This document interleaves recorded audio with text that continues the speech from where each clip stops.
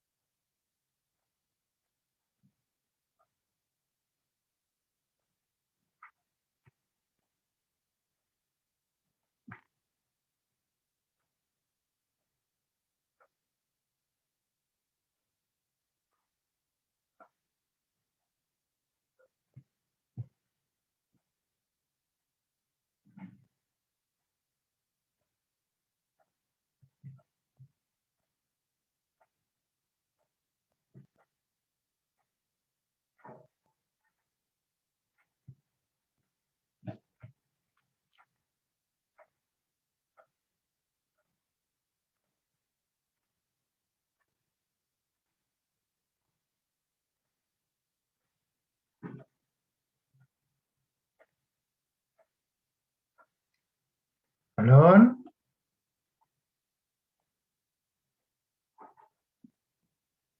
אלון, אתה שומע אותי? כן, אני שומע. היי, אני לא רואה אותך. הוא כותב לי שהוא מתחבר אליך. הנה. יש כיסוי מצלמה, זה לא עובד. הנה, עכשיו אני גם רואה אותך וגם שומע אותך. מעולה. תן לי עוד 2 דקות, אני חוזר אליכם, הנה זה עובד. תן לי רק הרשאה ל-share screen. רגע, אני אהפוך אותך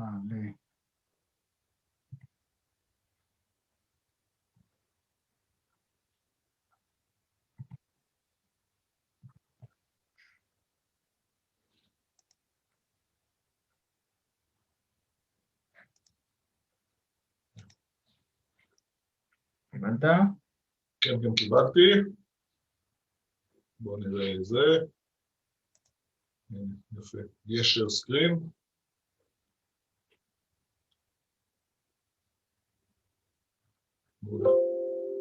מעולה. יופי, מעולה. עוד דקה שוב. אין בעיה, יש פה חבר'ה כבר בהתחלה, אני אכניס אותם.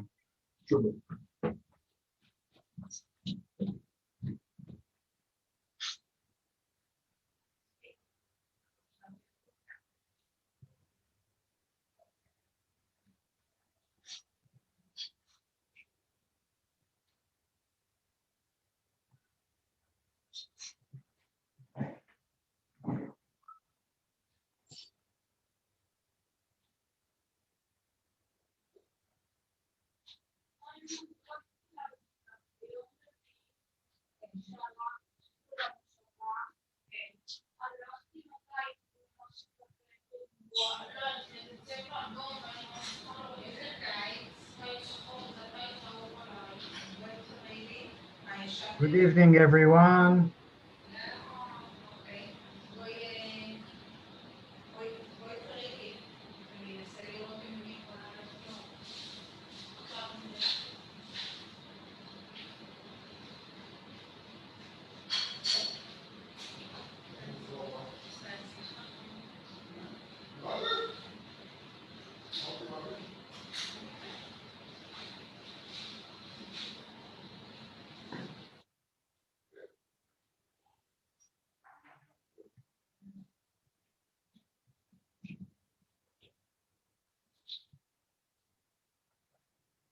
Good evening, everyone.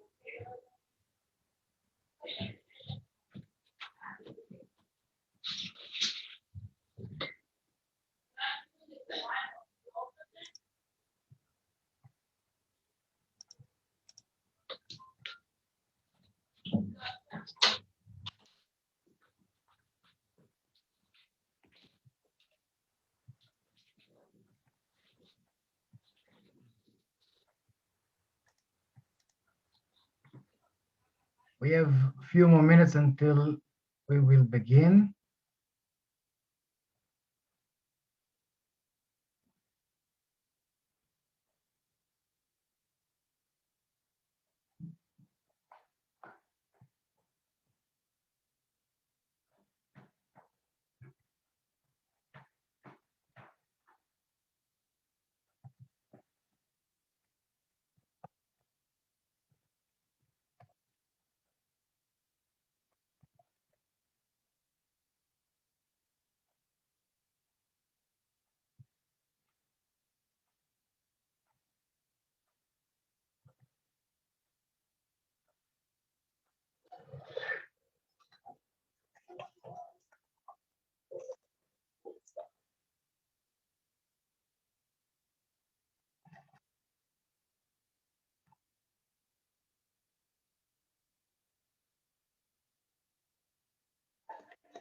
אלון, אני אשתף רגע מסך בינתיים, ולא ישמעו לאנשים. אין בעיה, זה בסדר, זה רק זה הראשון, הכותרת הראשונה.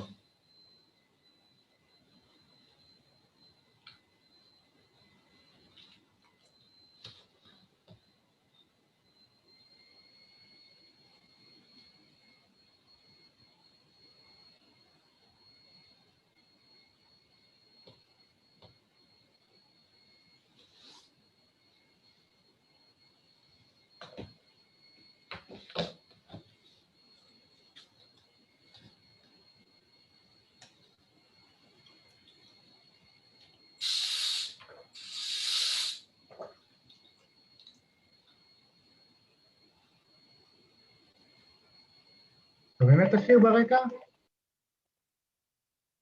שומעים?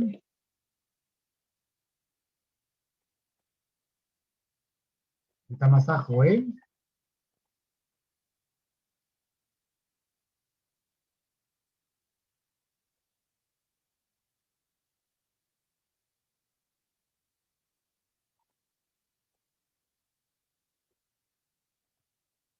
טובלים דודי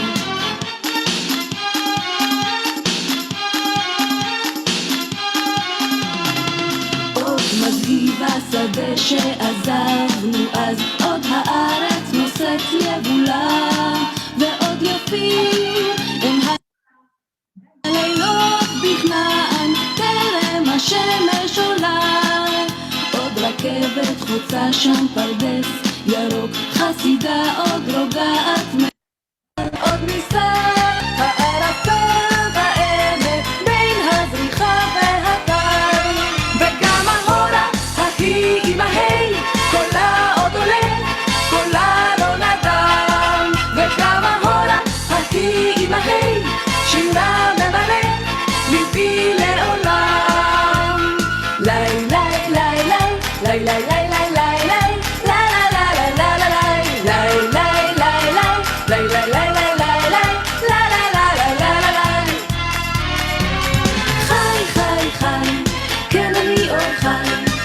שיר שסבא שר אתמול לאבא והיום אני עוד חי חי חי עם ישראל חי זה השיר שסבא שר אתמול לאבא והיום אני שמעו חי חי חי אני עוד חי חי חי ושתי עיניי עוד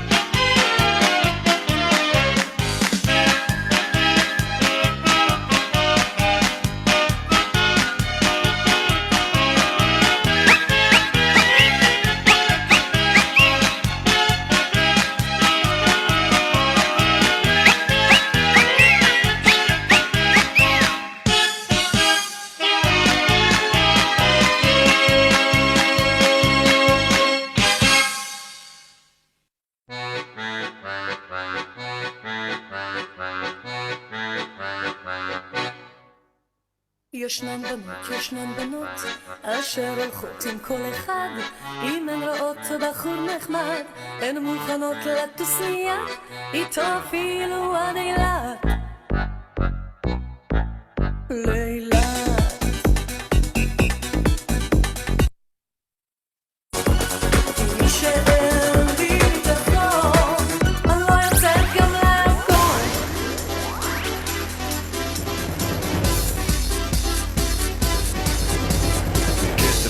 כן, בשמלתה הם שאילו הם שיגידו שדבק בטעם האהבה עשר בסערה ושתי נהגה מספרות עליה שהיא באה מאהבה היא באה מאהבה באה מאהבה באה מאהבה כן צבע לכתה כמת בשמלתה הם שיגידו שדבק בטעם האהבה עשר בסערה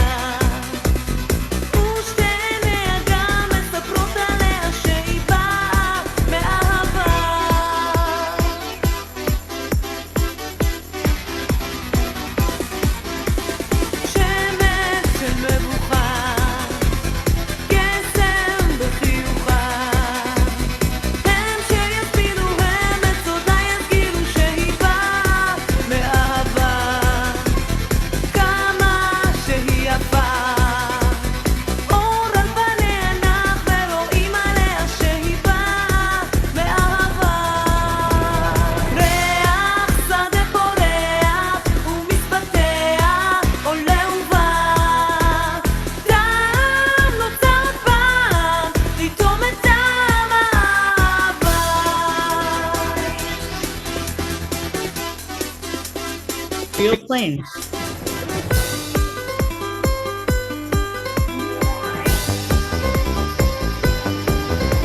הבוקר בא כל כך מהר, ואי אפשר להישאר. צריך לקום להתעורר, ללכת אל מקום אחר. לקחת את הזיכרונות, זה לא הרבה שתי מזוודות.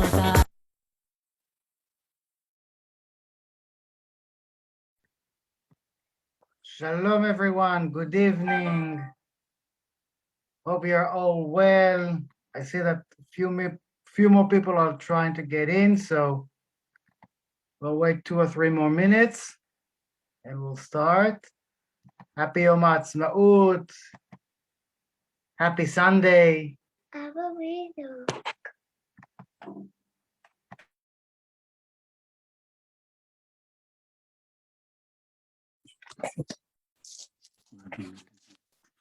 Everybody's muted.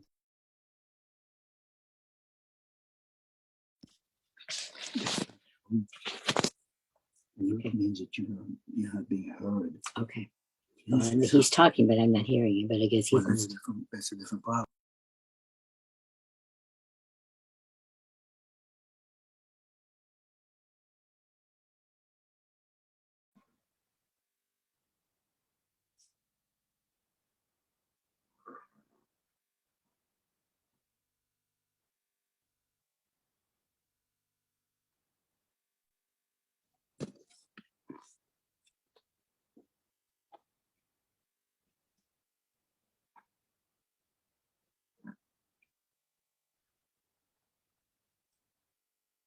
Gonna unmute. Hello? Video. Hello? We can hear you. We cannot see you though. Oh, okay. Hold on. Oh, wait. Okay. Oh, whoa. I tracked you at all. Yeah. Now you can see us. Not that you need to for this, but. You guys want to say hi? Bye. You too, man.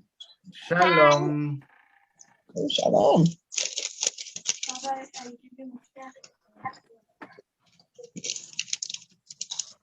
Right. I guess we should begin, and those who will join us will join us. So we'll be respectful of everyone's time. So shalom and Yom Haatzmaut Sameach. We're glad you all made it and joined us. Yeah, do you want to? My name is Come on, let's bring it up. so in a second, I will ask everyone to mute yourself so Alon will be able to share his presentation. My name is Nave and I'm the director of the partnership. We have a partnership. We have a partnership between Afula and Gilboa, Northern Israel, with the Southern New England Consortium, 12 different Jewish federations and communities in Southern New England. In regular times, we would meet and see each other face to face and in person, but these times are tougher and all we can do is via Zoom. So we'll take that advantage and we do our best. So I'm glad that you all made it to the Zoom. And now Alon will share his story and his family story with us. And with that, I'll wish everyone Yom Haatzmaut Sameach, happy birthday to Israel. Alon. Hi, everyone. First, let me share the screen with you. See if it works. Okay. I think now everyone can see. Can everyone see the first slide? Excellent. Good. Okay.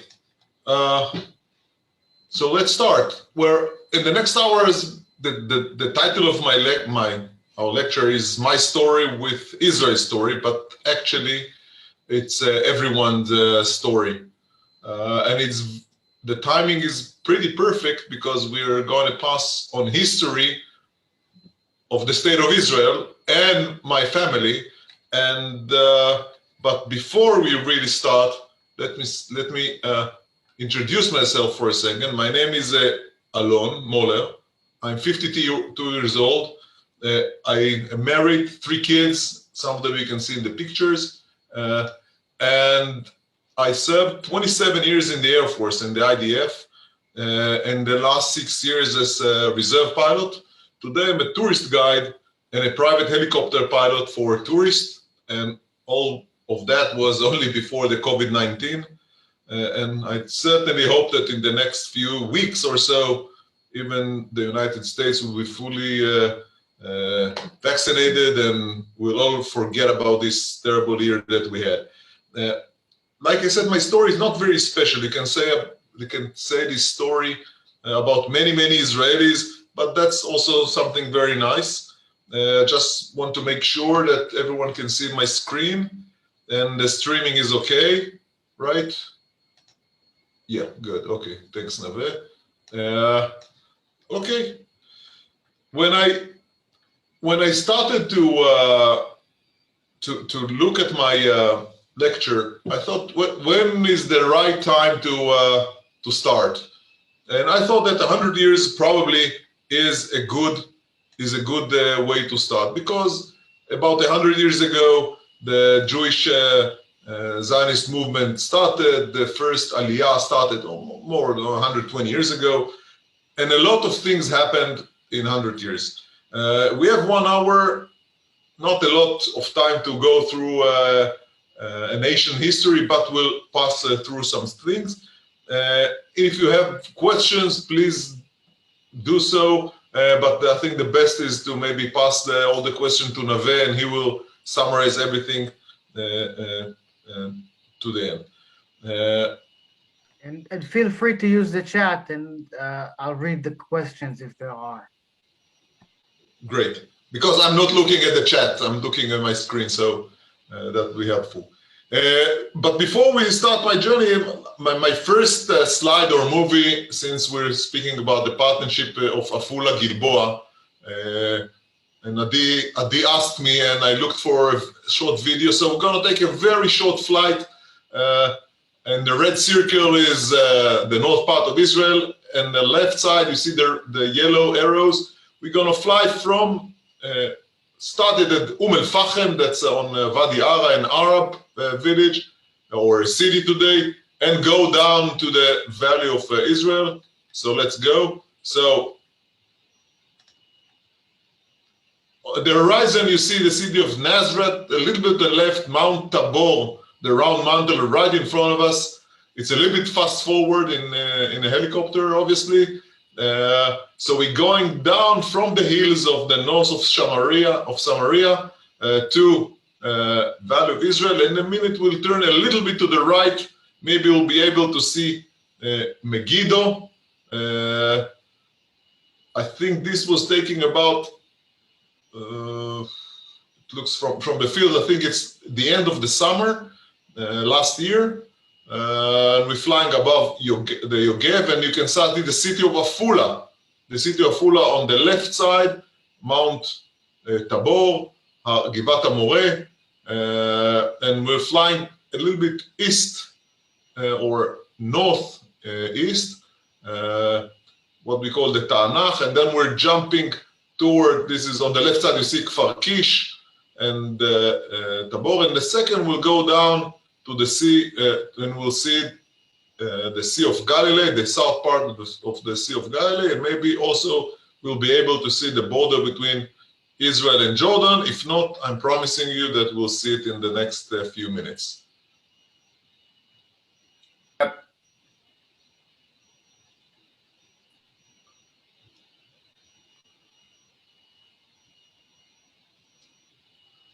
That's the Sea of Galilee. The Golan Heights is on the other side, and on the right-hand side, really on the side of the screen, you can see the first mountain of Jordan. But let's go back to our journey. This slide will follow us along the next hour. On the right side is, I can say, the history of the world. The left side is my family history. And we'll start, like I said, about 100 years ago, after the First World War in Europe. My family came from Austria and Poland. But before we go there, I want to say something that I say to all the tourists that I take with me. If we have flown 100 years ago, we would see nothing. Right now we're flying above, this is Rishon LeZion, and 100 years ago, we would see nothing, absolutely nothing. And that's one of the things that astonish people that come to Israel, to imagine that 100 years ago, this is the end, this is the center of Israel. All these roads, nothing existed 100 years ago. So my family came from Poland and from what was near a small village near Vienna, and not for nothing I put the Holocaust map inside in the center of the slide. In Israel, as you know, the Holocaust Memorial Day is about 1 week before our Memorial Day and Independence Day. Those days, this week, is very emotional to many Israelis. I think that well, for sure the Holocaust did not make the state of Israel, but no doubt maybe it expedited a little bit. No doubt that the Holocaust, if there was no Holocaust, the state of Israel would be much, much stronger, but that's another lecture. On the right-hand side, you can see the small child over there is my father with his father, my grandfather, and my great-grandfather. And they established in the mid-30s a factory called Ata. That's the symbol that you see on the right lower side of the screen. That was an aliyah that was industrial aliyah. It's a textile factory. You can say he was a pioneer from the industrial point of view. On the left side is from my mother's side. They came from Poland. 1937, there was some in a small village near Lodz. That's a little bit southwest of Warsaw. And they were a pioneer in a place called Sh'ar Yishuv. Sh'ar Yishuv is a small community, was a small community, really in the north of Israel, We're going to fly there soon. And the Holocaust is something that goes along the history of every Israeli that you will meet. It met me in 2014. Me on the left side with a Holocaust survivor. We went to a journey to Auschwitz and Poland for a week. I think it was one of the most intensive weeks that I had. I was exhausted coming back, and believe me, I had many, many weeks in the Air Force with a lot of activities, but none of them met this week. And the Holocaust issue is a very, very sensitive issue. My family, when I was a kid, I never understood why my father never had any cousins, no uncles, my mother as well. But this was a subject that was never spoken in our house, was never spoken. And when I went to this journey in 2014, my elder son, he had the bar mitzvah. And during the bar mitzvah, one of the duties that they need to do is to make in school like a summary, or what we call Ruth's story, what's going on your family. So I told him, go interview your grandmother. And so he did. I sat in the kitchen, drank coffee, and it was the longest coffee I ever drank in my life, because my son was interviewing my mother, and I heard stories I never heard before. And later I went to Yad Vashem internet site, and I picked up this testimony that my grandfather from my mother's side wrote in 1957. My mother didn't even know that he was doing that. And by looking the names of those families, I looked at them at Auschwitz. In Auschwitz, I don't know if everyone was over there, there's a big book with all the names that they know. And I looked at the names. Unfortunately, I didn't find them, but I know that they were there. A very, very emotional moment for me. On those times, if we go into the history of the State of Israel, on the left side, you can see the picture of the port of Tel Aviv, 1936, approximately. You cannot underestimate the importance of the port of Tel Aviv. Today is a very small port. We'll see it in a second. But this port of Tel Aviv, it was the first port that was 100% controlled by the Zionist movement, because all the other port that we had was Jaffa, and Jaffa was controlled by the Arabs.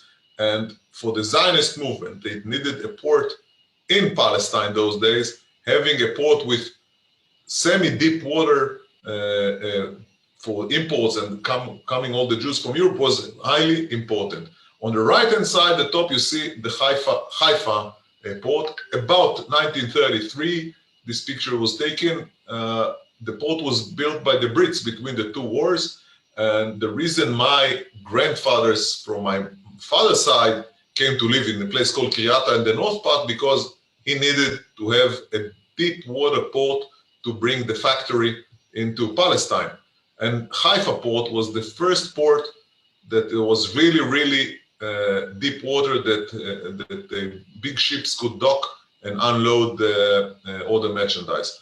On the lower side, I don't know which one was in Tel Aviv, but this is Rothschild Boulevard. Today, obviously, it looks totally different. On the horizon, you can see boats in the sea. Today, of course, it's totally different. And how it looks today, just like that. Now we're flying from north to south. On the left side, this is the port of Tel Aviv right now. Today, it's like restaurants and so. And this is the skyline of Tel Aviv. When I was a kid, the skyline of Tel Aviv looked more or less like the 3-4 stories buildings, and the only tall building that we had in Israel was Shalom Tower, that in a second we'll see it. All these high store buildings that are passing now on the left side is relatively new, started from the 90s, and Kolbo Shalom or Shalom Tower, that right now is in the center of the screen, a little bit to the left, was the tallest building in the Middle East until they built something in Abu Dhabi. Now we're flying, getting closer to Jaffa. Jaffa is an ancient city, started from the Egyptian time, and you can start already see the white big building is a church, very important church for Christianity, because by Christianity believed that Christianity spread to the world, to Rome, when Petrus left Palestine, was from that church over there, and that's Jaffa, and that's Jaffa.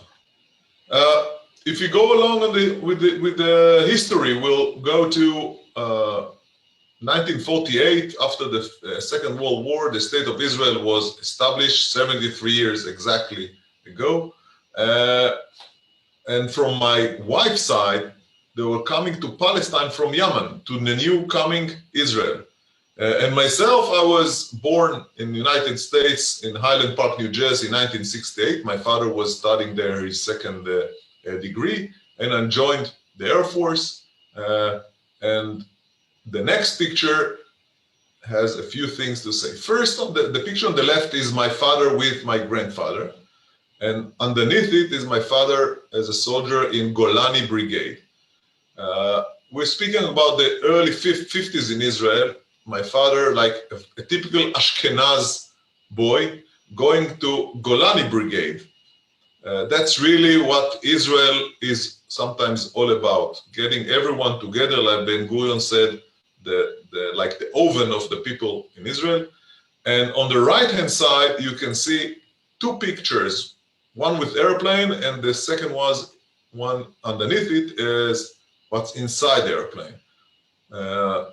In the 1948, there was a huge operation helped by the Jewish community in the United States to bring the Jews from Yemen to Israel. And my wife's family came on those airplanes. My wife's mother was 3 years old when she came with one of these airplanes, and she told me that for them it was so new that someone put fire inside the airplane to make coffee along the long flight, so they had to shut it down. And eventually, on the only colored picture in the center is myself with my wife in a traditional ceremony called Henna. Henna is traditional Yemen ceremony. It was my first Henna ever, and you can see the shock in my eyes. My wife is wearing a traditional Yemen costume. That you do it about a week before the wedding. And today, generally speaking, if you ask me if you could only pick one ceremony, either a henna or a typical wedding like we all know, I would pick the henna. Very emotional, very local, very nice. The next flight is Masada, and the reason I put it here, because during the establishment of the State of Israel, a lot of myth, a lot of stories needed to be built. And Igal Yadin, he was the chief of staff of the IDF and one of the generals during our independence war. He left university, studying archaeology, and after he was the chief of staff, he came back to his professional as archaeological, and he dig Masada. And Masada, without getting into too much detail, is really a symbol in Israel, very much connected to the rebirth of the Jewish people in Israel. And we'll fly over it.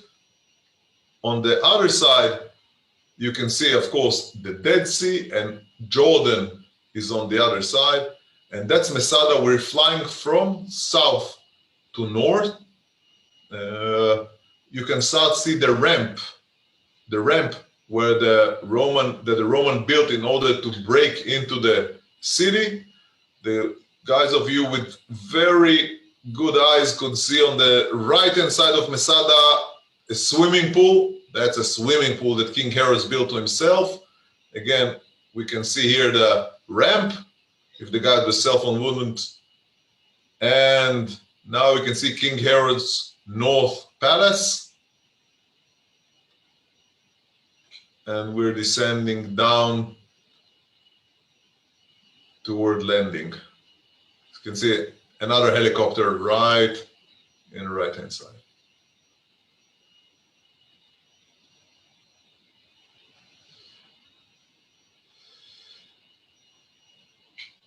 We go further in history, 1973, Yom Kippur War.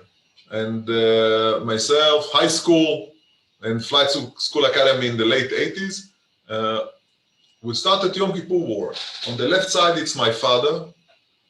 Right hand side, I don't know who is the guy, standing near a missile called Sager. I must say, a very stupid things to do, to stand near a missile that didn't explode. This picture was taken by my father in 1973. This picture was taken from Ismailia. That's the Egyptian side of Suez Canal. And you cannot underestimate the importance of 1973 war. This war is, one second, I'm just making a check that everyone can hear me. Nave, it's okay? Yes, we can hear you. Yes, it's okay, because I can see all. Yes, we Okay, can hear so, you and we can see you. And the 1973 war is Yom Kippur. Yeah, it's Yom Kippur War. And you cannot underestimate the importance of this war, because 1973, 4 years later, in 1977, there was a turning point in the politics of Israel that affects us all the way today. Labour Party lost power, and the Likud, the more right-wing side, got into power. And for myself, it's Yom Kippur War. I think it's my first child memory. I was 5 years old. I remember Yom Kippur War, since we had a telephone in our house. My father was in charge of getting all the reserves into activity. And I remember someone calling in the morning. Someone went to pick up my father from the synagogue in the morning. He came back, picked a bag, and gone. From October, came back in March. And it took me years to understand why my younger brother was born 9 months later. As a kid, you don't really understand it. But my young brother was born exactly 9 months after he came back from the war. And this war is really important. But the war did not take only in the south part like we've seen. It was also in the Golan Heights. And now we're going to fly on the north part of Israel, almost from the Jordan Valley, heading eastbound. And the hills that you see on the horizon, that's the border between Israel and Syria all the way to today, maybe 2 or 3 miles more to the east. And we're going to land in the Golan Division Command. In 1973, October the 8th at night, Syrian tanks took over the camp that you see on the right-hand side where we're landing. And literally, there was not even a single Israeli tank or troops between where we're landing now and Tel Aviv. Nothing. And on the horizon, you see the Galilee, Mount Meron, but a very, very important landscape on time, whatever regard the state of Israel. On those days, I was in high school, and that's me on the left corner, on the center. I used to travel for many with a motorcycle in the desert, something I liked very much. And on the right-hand side, that was a trip that I did in high school to the Negev. And the reason I'm putting here the picture to be a little bit optimistic, because dreams come true. Come true because me and a friend of mine, we had a dream that was 1985, no peace, nothing. And we were traveling, that's a little bit east of the Arava, west of the Arava, and we looked eastbound to Jordan and we said, on the other side, it's a city called Petra.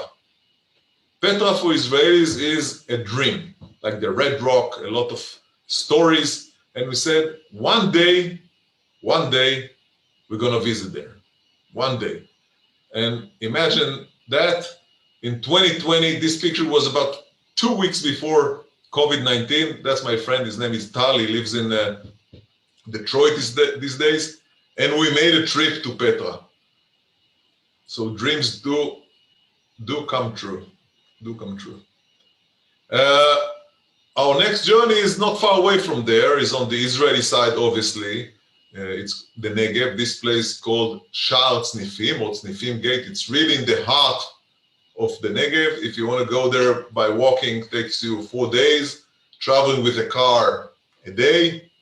With a helicopter, 1 hour.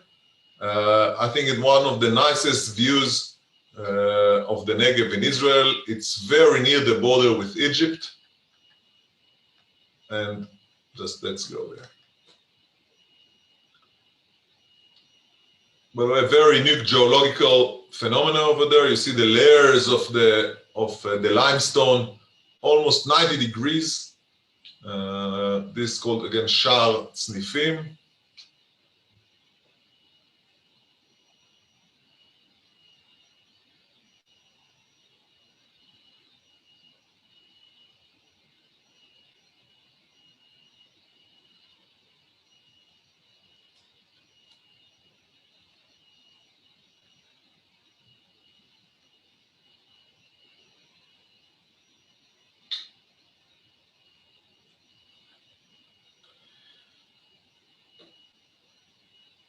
So, go forward in time. I was from 1988. I was at Flight School Academy. I graduated and become a young helicopter pilot in the Air Force. I met Lilach, my wife, and you can mention those times as the days of Lebanon. 1982, the first Lebanese war, and we stayed in Lebanon until the year of 2000. A very sad time.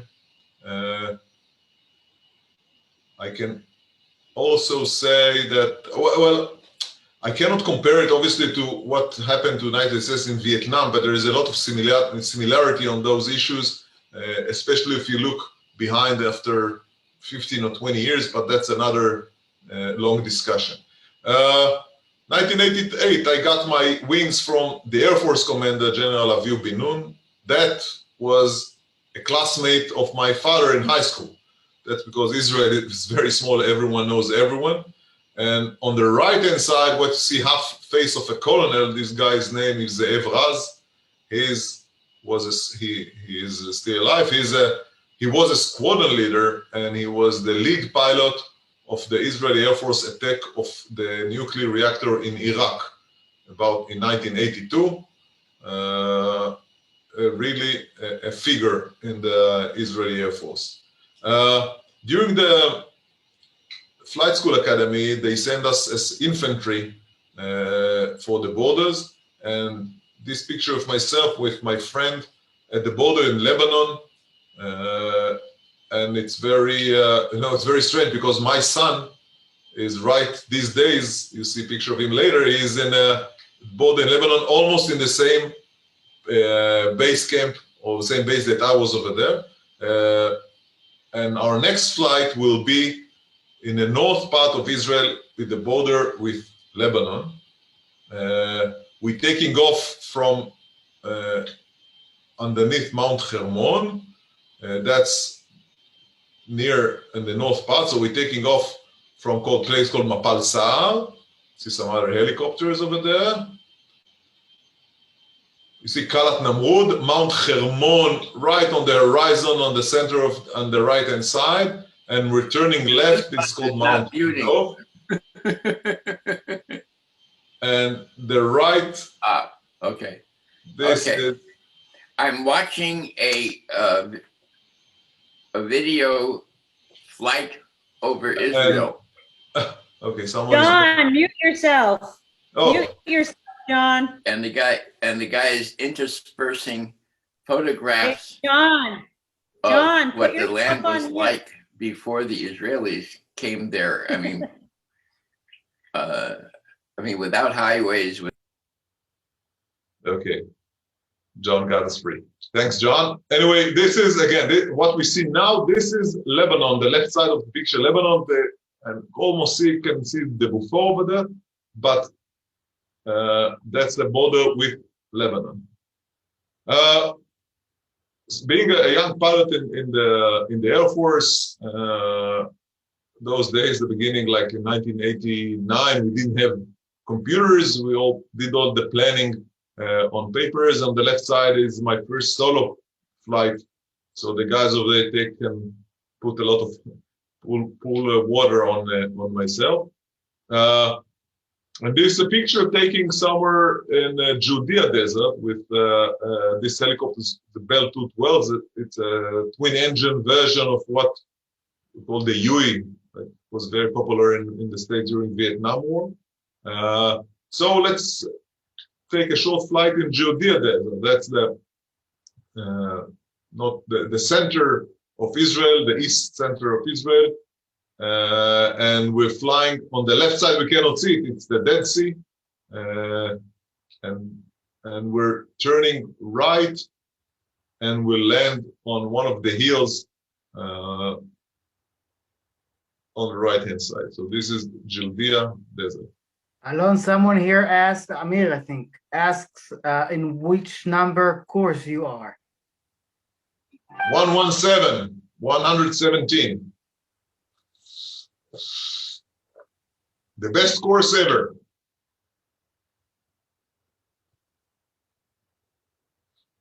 I'm getting old. The courses are now 160, 70, I don't really know. So now we're going to land a place called Katef Tor, and what you see underneath, you can see the Dead Sea, and on the right-hand side is Nahal Dragot or Darje. We'll meet this river again shortly.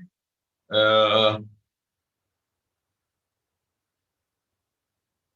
very nice place to drink coffee.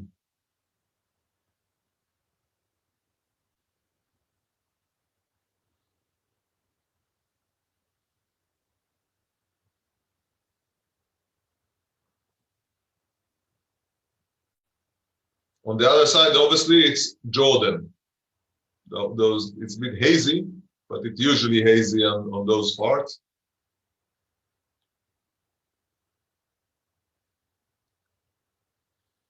So let's continue in our journey and head to the 90s and the beginning of this millennium. The first Gulf War, we had a vision that peace is coming to Israel. The Oslo Agreement and the agreement with, obviously, with Jordan. Unfortunately, it all stopped on Rabin assassination. A very, I can't have words to describe this tragedy. In those times, I was on command duties in the Air Force, and a few kids were born. And later, in the beginning of the millennium, I served in an air attaché in Turkey, and later coming back as a coordinator of the IDF with the US Armed Forces. And this picture was taking myself and my wife with Mr. Peres, Mr. Peres. He was the president those times. A very important guy in the history of Israel. Actually, when he passed away, you can say he was the last person that was in an independent war. He was the secretary of David Ben-Gurion. And he was a dreamer, a really dreamer that I certainly hope that all his dreams will come true and we'll have a new Middle East shortly, hopefully. Now this picture is getting too political, but this is the 4th of July ceremony in the US Embassy. But we cannot discuss. One of the things that I'm now curious about is what the actual population, of Israel, of the number of Jews in Israel. I didn't hear your question, but if you can text it, then I'll gather it in a second. Phrase it was everybody knows everybody. Okay. Yeah, there's a mathematical reason for that, and I'll explain it to you shortly. So, basically, this picture was taken during a tight-knit community, which is not the picture you get when you read the newspaper, because the Orthodox are very unhappy with the reform. That's another lecture. This picture was taken during President Obama. Have you ever flown in a helicopter, Larry?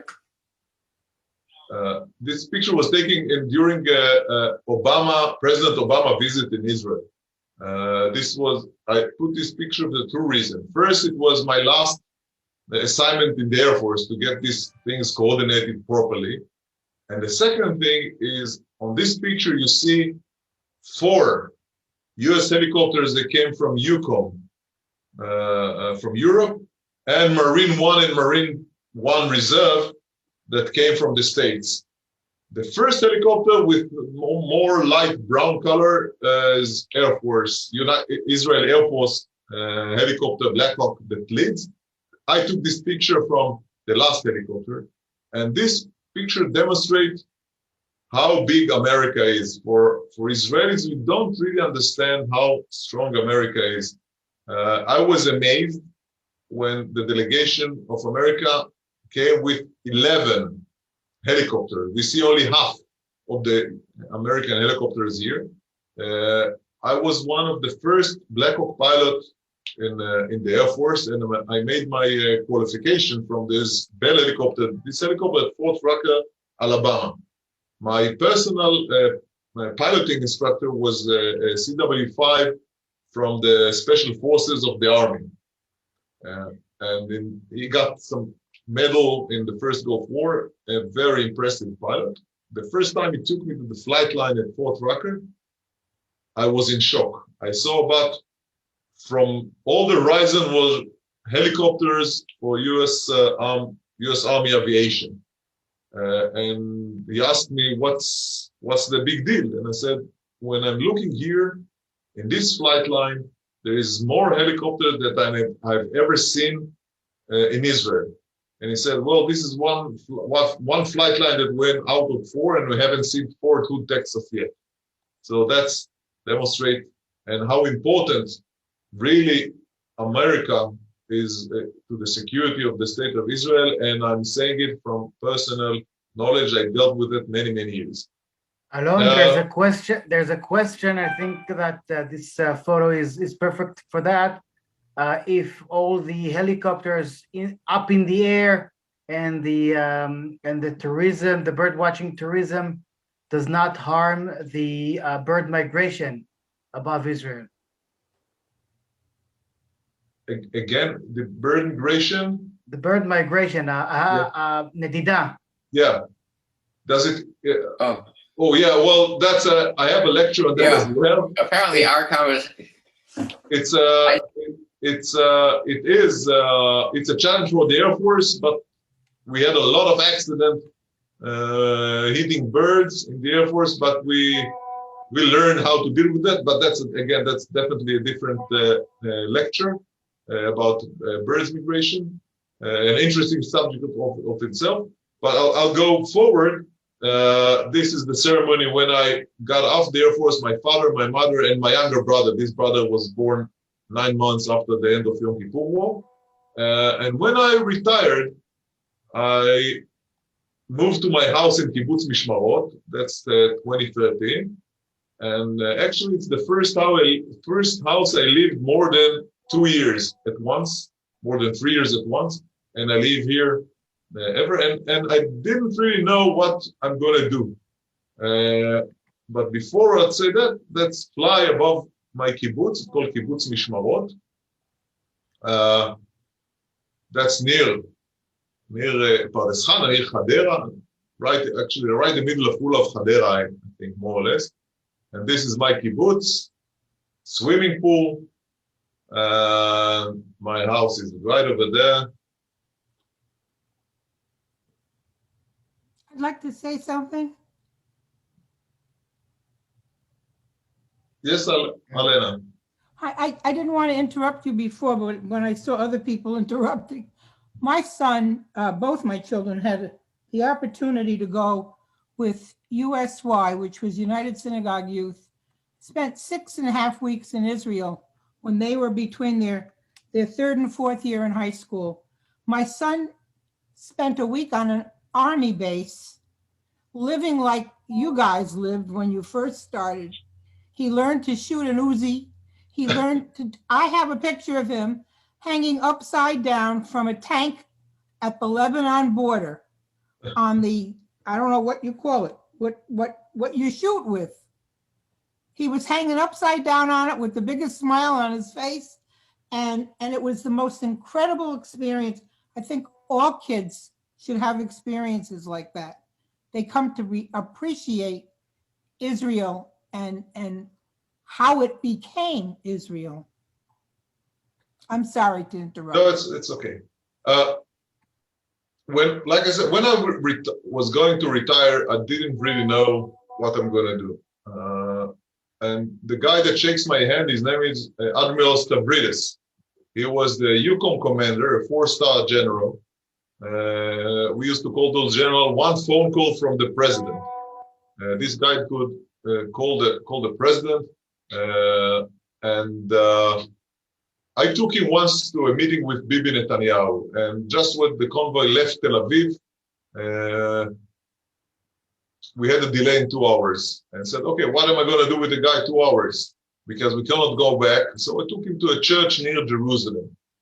And I went there and I figured out that I don't know anything about what foreigners think about Israel. As Israelis, we grew up in a certain way, educations and Zionist movement, but for tourists, for Christians that come to Israel, they look at Israel and the history a totally different view. And I decided to do a tour guide course. Although I have a first degree in engineering, second degree in law, the third degree that I had was becoming a tourist guide. That was the most difficult studies I ever did.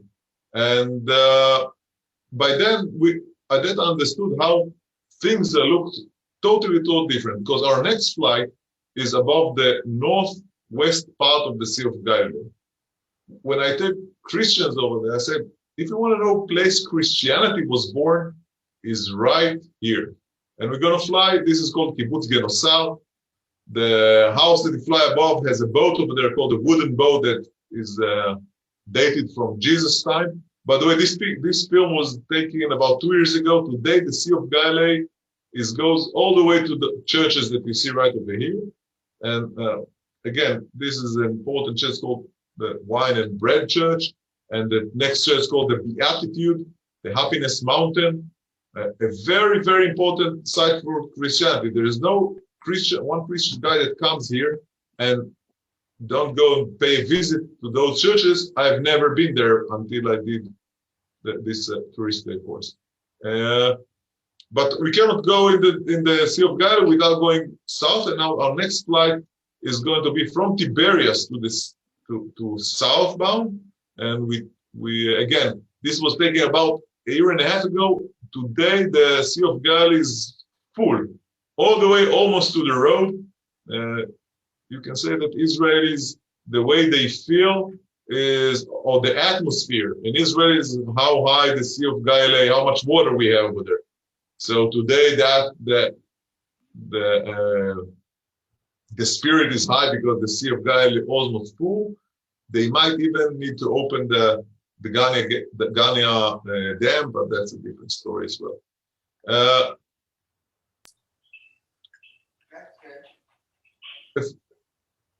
In the late 2000, first started to influence the life in Israel from a security point of view, and the Lebanon War in 2006.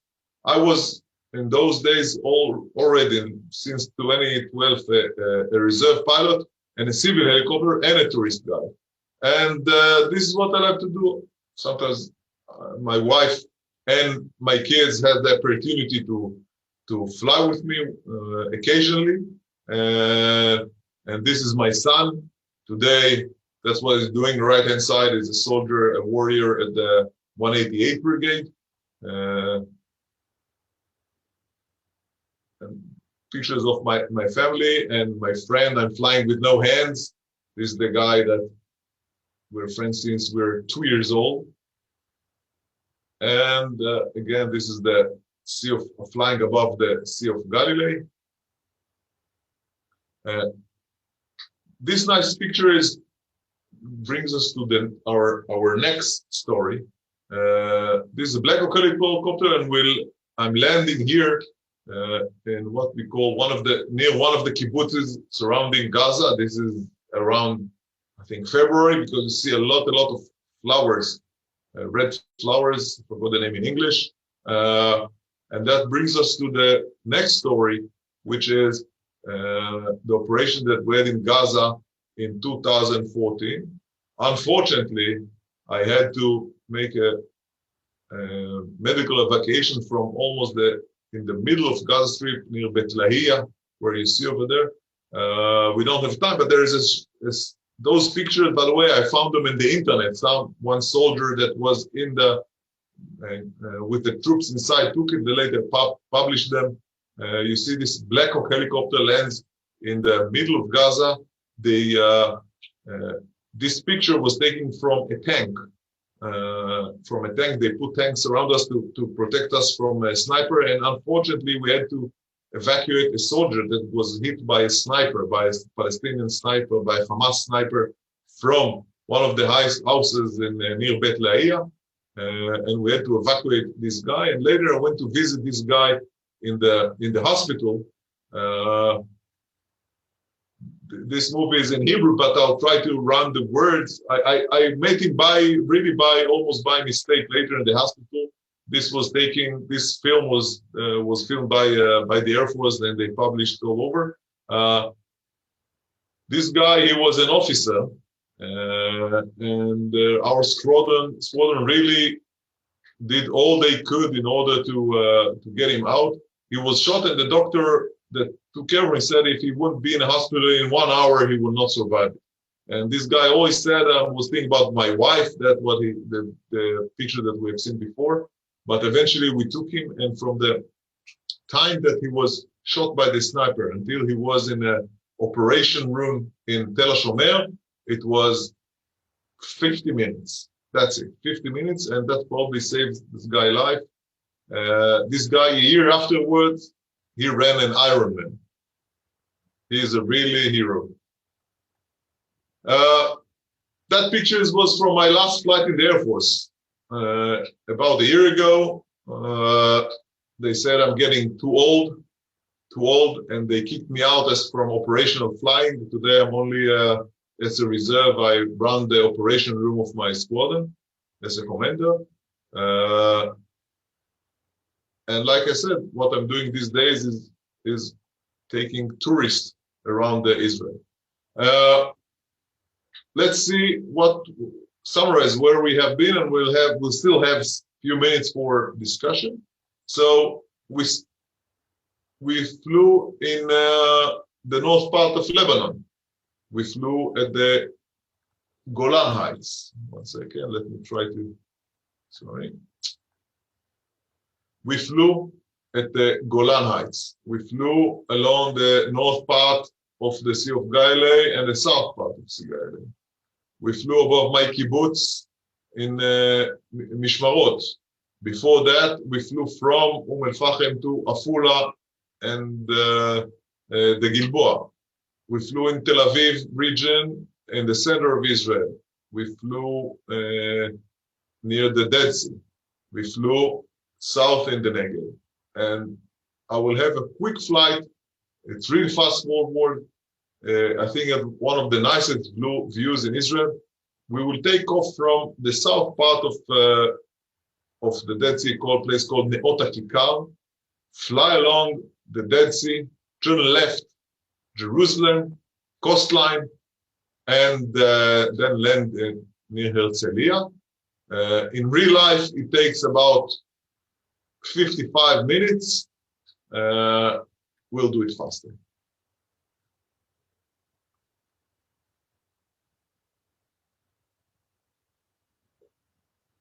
Okay, taking off from Neot HaKikar, a little dusty.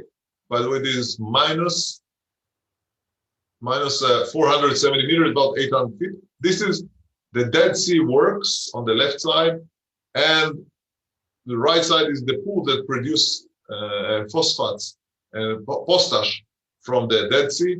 This is called En Bokek. A spa area, very nice. Almost you can say a must visit in Israel to float in the Dead Sea. This thing is called the Hidden River. It's a man-made river that runs between the south part of the Dead Sea to the north part of the Dead Sea. On the right-hand side, it's Jordan. We're really flying on the border between Israel and Jordan. The right-hand side is Jordan. The left-hand side is Israel.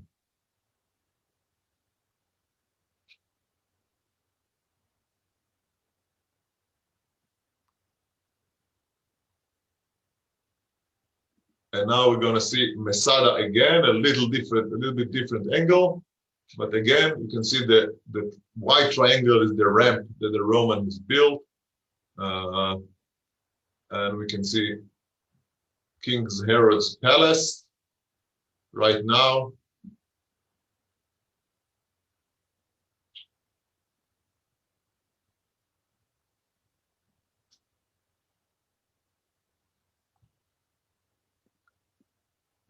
We're flying now along this is En-Gedi. Without getting into details, you see the Dead Sea is dying. It's losing 1 meter every year. And you can see sinkholes over there. That's a phenomenon that happens because of the Dead Sea is dying, you can say. But the sights are beautiful. We're heading northbound on the north part of the Dead Sea.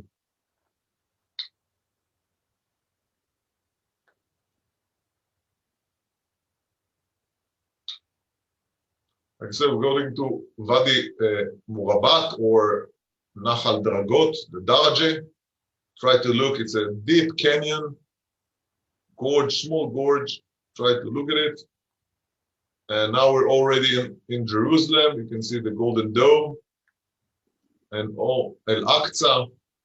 And you can almost imagine seeing the Wailing Wall.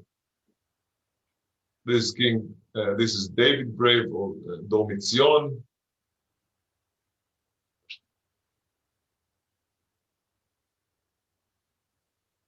King's David Hotel.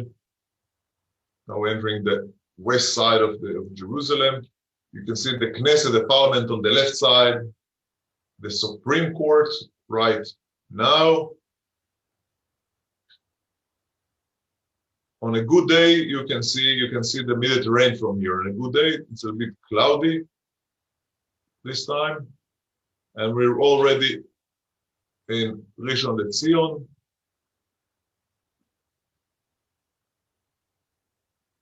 Turning right, northbound, we fly above Jaffa, Tel Aviv.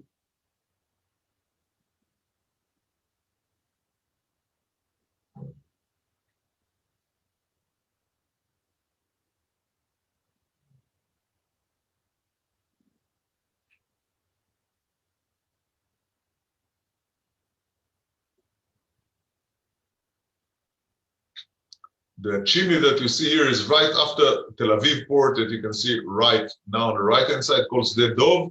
It used to be the domestic airport of Tel Aviv. Now you can see it's all gone. Nothing. Gonna be the real estate took over. So that's it basically. I'll be more than happy to any questions. Something that I have missed. Many stories, one beautiful country.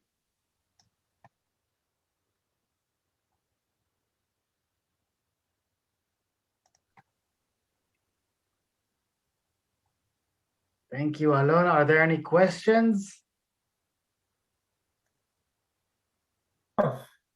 For those of us who missed the beginning, can we see this again at some other time? We missed about the first third of it.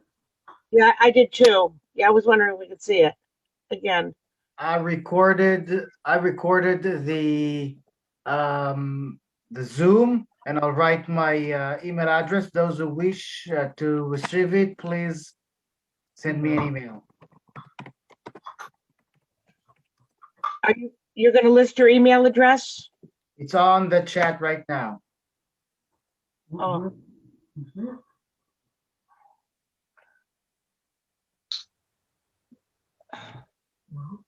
Where is it, please?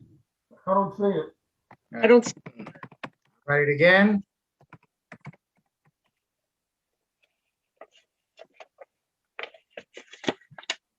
oh, there it is. NA. NAVEHY at Jaffe, JAFI.org. Alon, someone here asked if you did another job besides being a pilot in the IDF, like engineer or lawyer. No, I joined the Air Force at age 18, left at 45, and everything since I'm a tourist, I'm a pilot and a tourist guide. That's what I do. Go get back to us. Okay.